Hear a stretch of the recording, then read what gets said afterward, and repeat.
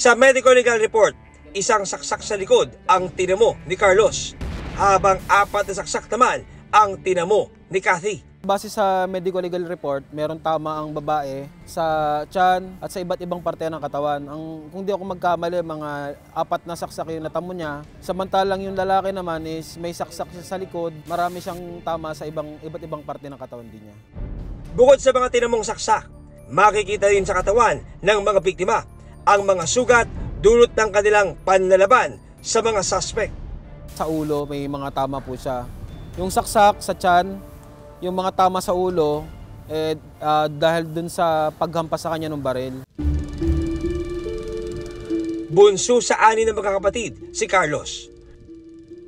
Pangarap daw niyang maging isang pulis. Pareho rin nasa grade 11, sina Carlos at Cathy. Ni sa hinagap, hindi raw nila inakalang sasapitin nila ang krimen. Grabing iniyak ko talaga dun sa lumba na yun.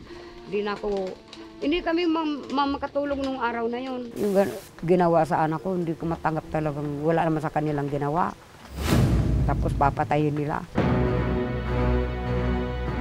Nitong nakaraang Disyembre, sinamahan ni Carlos ang mga pulis sa lugar kung saan nangyari ang krimen.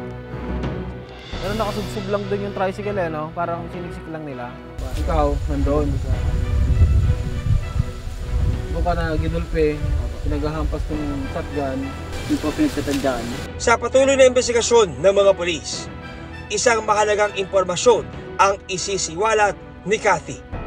Ano ang ginawa ng dalawang suspect sa Dalagita? Mapanagot pa kaya sila sa ginawa nilang krimen?